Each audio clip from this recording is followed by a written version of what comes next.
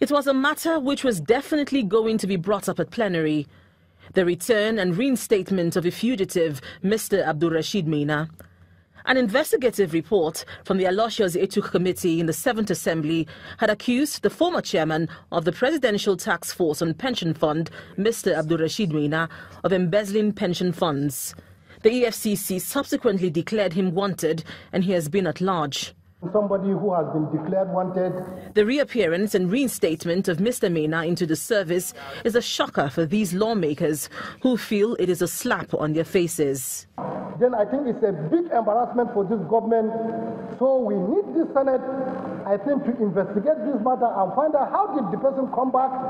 How is it that security men are attached to him, nobody arrested him, somebody that is still on wanted list by the EFCC and now given a position of director. For me, as a member of the APC, it's a sad moment.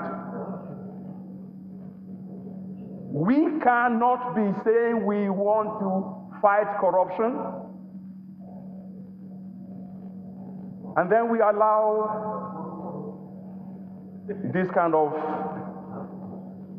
the more you look, the less you see.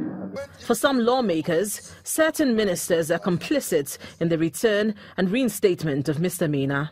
Maina is too small to just wake up and just resume office as a director. Somebody gave the directive to make Maina go to the office.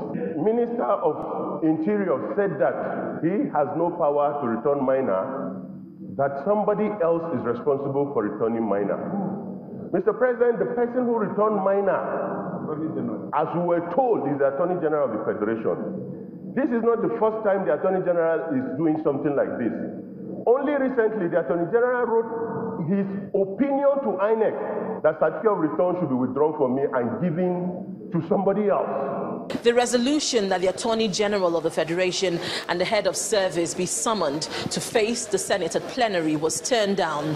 However, an ad hoc committee has been set up to investigate the matter. The issue was also raised in the House of Representatives, and Larry Lasisi gives us details on what transpired. Thanks, Linda. Well, the matter also drew a passionate debate from lawmakers in the House of Representatives. They called for an immediate investigation into what they describe as an affront to the fight against corruption.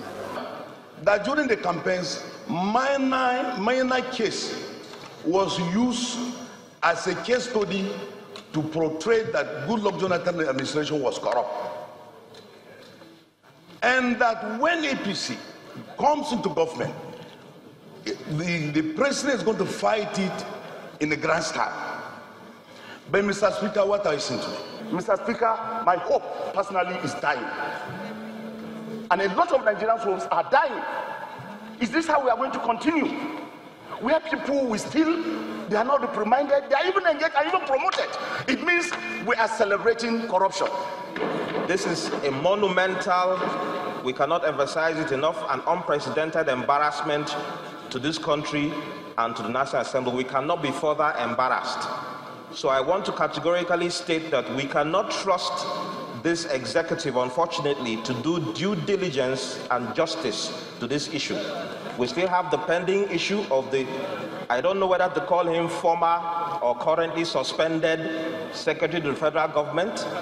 The case has still not been adequately addressed by the current administration. An ad hoc committee is to be set up to investigate the matter and recommend strong sanctions against those implicated. The House is also urging the Economic and Financial Crimes Commission to immediately arrest Mr. Maina for subsequent prosecution. Larry Lasisi, Channels Television News.